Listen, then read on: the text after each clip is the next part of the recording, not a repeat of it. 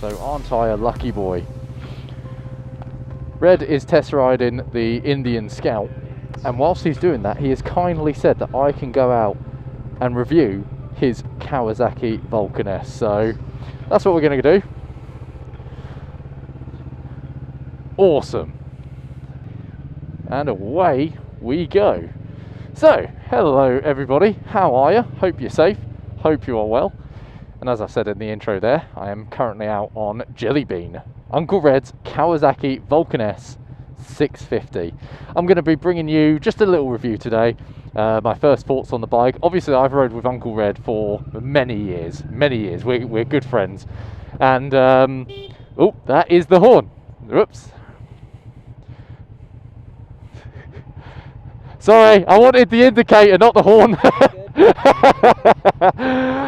Yeah, so I've rode with Uncle Red for many years. We are the bestest of friends, literally like brothers.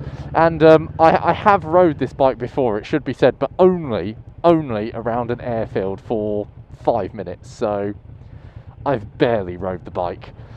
So I'm really looking forward to this. I've always wanted to go out on the road and actually test what it's like to live with. So as we try to get out of Northampton and back to good old sunny Milton Keynes, I just want to firstly talk to you about the engine that we have in this bike. So we have a 650cc parallel twin producing 61 brake horsepower and 64 newton meters of torque. So I would say pretty good for a 650 cruiser, if you will. Now, Kawasaki have always prided this bike as a sports cruiser, something that's got the poke, if you will. You know, got the poke, got the give, can pretty much keep up with most other 650s or 600s, especially on the twisties and the country roads, etc., etc. I have to say, my first impressions of riding with this engine is I can only compare it to the sort of bigger boy Harleys that I've rode. And perhaps even the smaller Harleys that I've rode.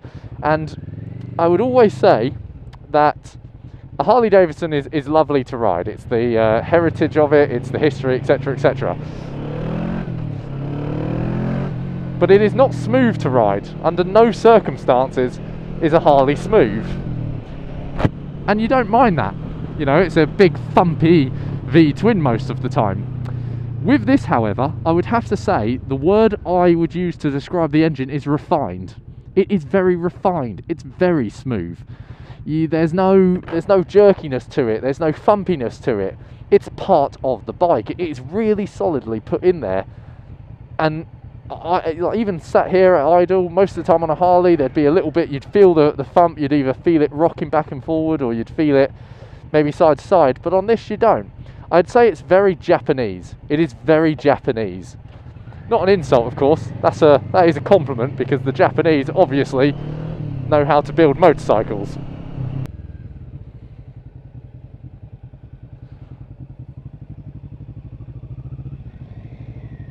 U-turn test is a success. Either that or I'm just a really talented rider.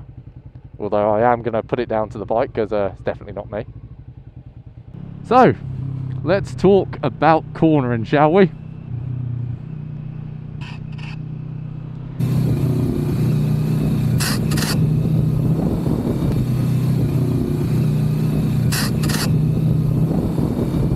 As I scrape another peg, it is so flickable and it is so easy to corner. I can't explain it. I now know why Red is always scraping pegs, because it's just so much, it's so addictive, it's so fun, and it's so confidence inspiring to just throw it around. And I don't really know what that is, because it's the bike itself, wet weight, is about 223, 229, somewhere between those kilograms in weight. Now, my Triumph Sprint, which is a 1050cc engine, obviously a different style, but still a much bigger engine, that's only 241 kilograms of weight. You know, this is much smaller in terms of its actual presence and its engine size, but yeah, it still has a lot of weight to it, but you just don't feel it at all. It is that old-fashioned argument of the weight disappears when you ride. And that's funny because I don't think that's the case on my bike. You know, I've never actually said that about my bike, about, oh, the weight disappears when you ride, because it doesn't. It feels like it weighs 240 odd kg, but this doesn't. This doesn't even feel like it weighs 240 kg when it's parked up. So I really don't know where they've got that figure from. I also wonder if the cornering could also be down to the fact that it's quite, in my opinion, a long bike. Now, when I mean a long bike, it's a long baby. It's about 7'7" in length from the front of the rear, from the front of the front tire to the back of the rear. That's a 7'7"'s a long old bike, but oh, it really does help, because you just feel much more planted and much more stable in the corners. I'm just going to keep trying to scrape pegs, basically, is what I'm trying to say to you. Let's talk a little bit about the braking capability of the bike. So this will probably be my first point to of improvement for the Kawasaki Vulcan. It does, in my opinion, rely a little bit on its brakes. I definitely feel on this bike I have to just cover and then just slightly pull in the brake a lot earlier than I have done on other bikes that I've test rode and other bikes that I've owned. That's not to say the engine braking on it is absolutely useless. Of course it's not. It does have engine braking. Well, of course it uses its engine braking to the best of its ability. It's just not enough for me. It doesn't fill me with enough confidence to rely on it. And yeah, I won't say it's disappointing, but it certainly would be a factor to consider for me. However, that being said, the front brake is very sharp, works just how you expect it to, and the rear, once again, maybe I'm just not a very confident person on rear brakes. I like mine on the Sprint, but yeah, I think it would just take a bit too much of getting used to. I have to admit, I won't. Do you know what, I won't even criticise it, because the position of it is slightly different to what I'm used to. Even cruisers, I'm not used to it being that far forward. So let's move on to comfort and suspension. Now, we are just about to enter Stony Stratford, which is a little bumpy in places. So it will give us, for example, little bits of cracks and bumps there. I don't want to send it down, you know, landmines or sinkholes or anything like that, simply because it's Red's bike. But I'm trying to just basically go through all the little cracks and little tiny holes in the road, and it's nothing too bad. It really isn't. The suspension on this is it's quite. I'd say it's got a variety. You know, it travels, and that's what you want from a bike. You want it to travel a little bit. You want the comfort. You don't want stiff suspension or anything like that. Not, you know, depends on what you're after and what you're using the bike for, but. No, this is quite all right for the suspension. There's never been a moment where I feel, oh, sorry, Red's telling me to go forwards. There you go. There was some bad cracking, and in fact, I'm in bad cracking now. Yeah, you know, the worse it gets, obviously, the worse the suspension is going to be. It's not going to enjoy it. It's not gonna want you to do it. But yeah, it's nothing too bad. It's not the worst in the world. This seating position, I have to say, for me, is a little odd. I don't like how far forward my feet are. However, it is a cruiser. Bear with me 1 second. I'm just going to see if I can scrape pegs.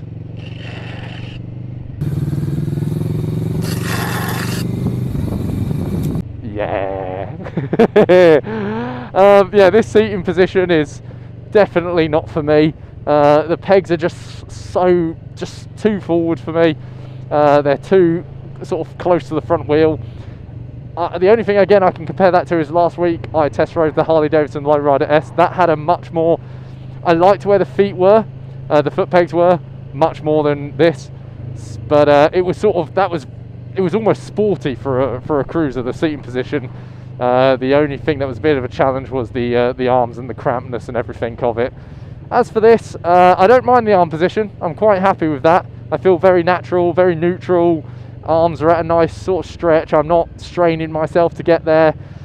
And finally, as for comfort with this seat, I have to say I'm not a fan. Very, very, very big negative point for the Vulcan S. It's this seat. It's all right when you're cruising, you know, you've got this nice little back support that just catches you, and it works really well, and it's nice and cushioned. It's not soft, but it does the job.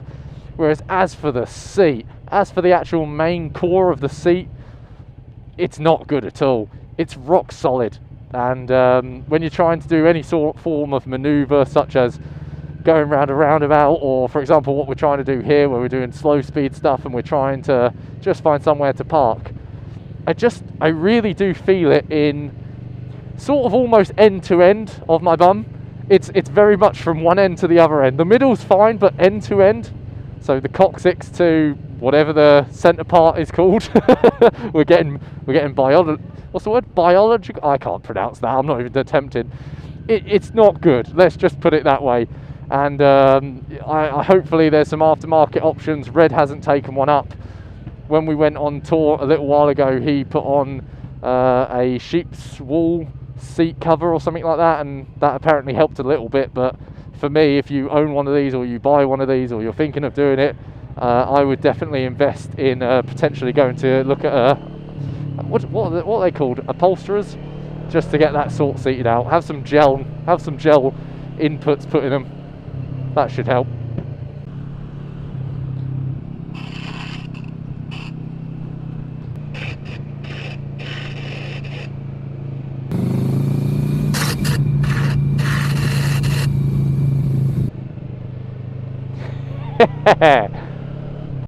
Whilst I am currently off the bike, let's just have a quick look around it. Let's appreciate just how pretty she is. Uncle Red, big shout out. Massive thank you. It is a good looking bike. There is no two ways about it. I love the way that parallel twin sort of sits very proud in its shell. It all looks like it fits very well together. I wasn't too sure when Red added these crash bars, but after time and everything like that, it has sort of grown on me, and from the front it has added a bit more presence to the bike. Because again, it's not very beefy, it's not very wide or anything like that. Again, maybe the saddlebags at the back have helped that as well, because now she's got a bit of an arse on her. But yeah, it looks clean. It does look clean. I do miss these sort of colour schemes now, because every modern, like every sort of 2020 onwards Vulcan S that comes out always just has ugly colour schemes, and I'm not a fan of them. And considering how much time I've spent around Kawasaki Vulcan S's, I think my opinion does count for something on this. I know about this bike, and yeah, they don't make them like this anymore. Not as good looking as this with these colours. Go back to decent colours, Kawasaki. So let's talk about the dash display, the head unit, what's going on up here. So I don't mind this, to be fair. I don't mind that the revs are the old-fashioned with a nice little dial. That's all right for me. It's very big, it's very clear, all the numbers are very bold, so you can have no complaints about that. Speedometer is in it's digital. It has a gear indicator, which I really like. Not enough bikes have that. And then it's got the usual stuff: fuel gauge, your trips, and your miles. The thing I don't like is these indicator lights and neutral light and the high beam sort of lights here they're all here, and they're a little bit, they look a little bit plasticky, a little bit cheap. Or I don't understand why they couldn't have been added in maybe somewhere here if this was made a little bigger, or perhaps added onto the digital if that had been made a little bigger. You know, it wouldn't have cost them too much to make those things a little bigger, and you know, just tidy the look of it up a little, you know, just tidy the look up a little bit. Other thing I'm not massively sold on is how high up these buttons here are. The kill switch is very high up, the high beam, low beam is very high up. I don't like this indicator, these indicator button here. It's just too, I don't know, it's too blocky. You know, and these are little flaws. I am picking now very little flaws, but they're still little flaws. You know, they are still flaws in my eyes. They do need to be addressed, and I don't know, I think up here it just needs to be tarted up a little bit. And maybe on the modern ones, maybe on like the 2021s, 2022s, maybe that's happened. I'm not sure. I can't remember so from seeing them. It looks very similar, but again, that's something I'm going to get on in just a moment. let's get price out of the way, shall we? So, for the new 2022 model, Kawasaki wants 7,240 odd pounds, 7,250 odd pounds. I don't know exactly what it is, but it's around the 7,200 mark. And on the used market, so for maybe like 2018, the used market's always a bit tricky because it does depend on age, condition of the bike, miles, etc, etc, service history. But you can pick one of these up for about a decent one for about the high end of, well, a decent one you're looking at maybe the low end of 6, perhaps even the high end of 5, and then for an older one, still in decent nick, you're looking the high end of 4, low end of 5. Now I have to admit, in my opinion, it's not worth much more than what Kawasaki are asking for it. I think the most they could get away with is 7.5. The minute this touches £8,000, I just say it's too much. You do get a very capable motorcycle that is obviously, you can filter on it, you could commute on it, you can tour on it. It can be your little weekend throwabout if that's what you want, but it's definitely not worth any more than 7.5. So I think Kawasaki needs to be careful. Talking to you guys, perhaps the people that are looking to buy a Kawasaki Vulcan S, I can't really tell you any reasons why to go after the new one, simply because, and I will touch on this a bit later, nothing much has changed. So I would say have a look on the Facebook groups, have a look on Auto Trader, check out the second-hand market. I think you'll pick up a really decent bargain, a well looked after bike, and you won't have all the hassle of running one in and all that. It's definitely worth it. They're Kawasaki's. You know, it's built like a, you know, it's probably going to withstand bullets, so I wouldn't be too afraid to buy one of these on the second-hand market. The one I'm riding now is obviously Uncle Red's, and he's got nearly 35,000 miles on the clock, and it still feels very put together. It still feels very, very stable. So yeah, no reason why you can't look at a high mileage second-hand bike. And now I'm going to scrape.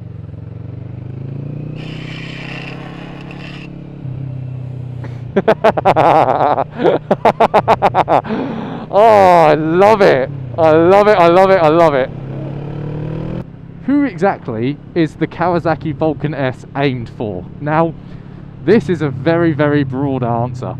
Simply because Red has always preached about this bike being an excellent beginner bike for people that are trying to enter into the cruiser world. I would probably go a step further, and he might have mentioned this, but I would almost say that this is probably a fantastic beginner bike for anybody who has passed their A2 or their A test. The Vulcan S is A2 compatible, so again, who's it for? Perhaps it's for people on the restricted license.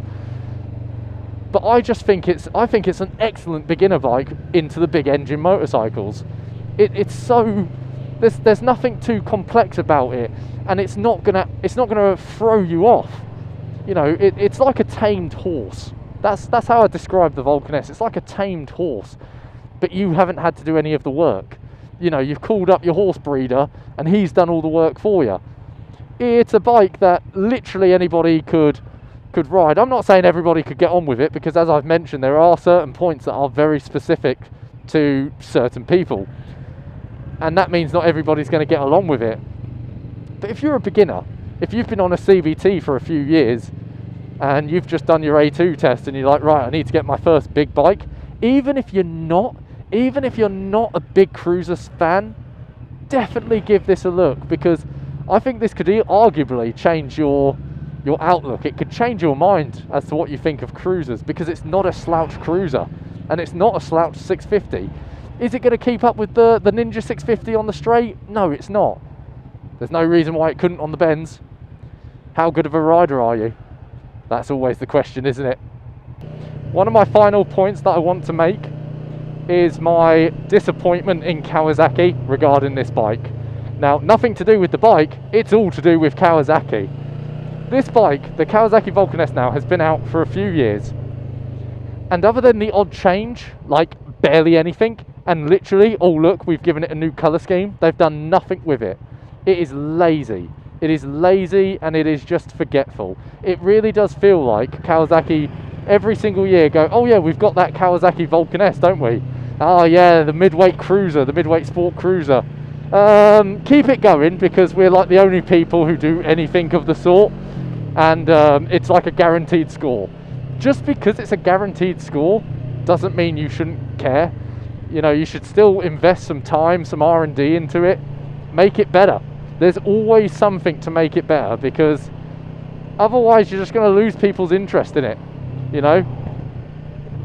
Even if you don't need to develop this one, increase it. You know, there are other Vulcans out there. There's the Vulcan 900 Custom, there's a Vulcan 1600 from a little while ago, but why not whack a new engine in this?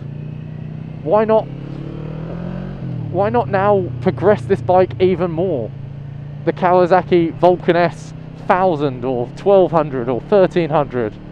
Why has it got to stay like this? I don't think you can be in that lane, mate, but you crack on. Yeah, why does it have to stay like this, and why don't you care about it, Kawasaki? Pull it together, man. Well, unfortunately, we're back in Northampton now, so traffic is now full on again. And it is really hard to concentrate, because just about no one can drive here. Not only that, you've pretty much had all the insightfulness from me. So, yeah, I think I've pretty much covered everything I wanted to. If I didn't, well, sorry. Go watch someone who owns a Kawasaki Vulcan S do a review on it. But I hope mine has proved somewhat insightful and somewhat entertaining at the same time. Concluding thoughts on it. It's a good bike. It's a great bike for what its purpose is. Hopefully it can act as that good beginner bike for a lot of people, whether it's you're getting back into motorcycling after a few years, or you've just passed a test, or you're thinking about it's time to get into cruisers. This is just the perfect option for you to begin with. Have this maybe 2 or 3 years, move on to a big boy, maybe a big boy Vulcan, or a big Indian, or a big Harley Davidson. But it's ultimately, that's its purpose, that's its role, but it fulfills it very, very well.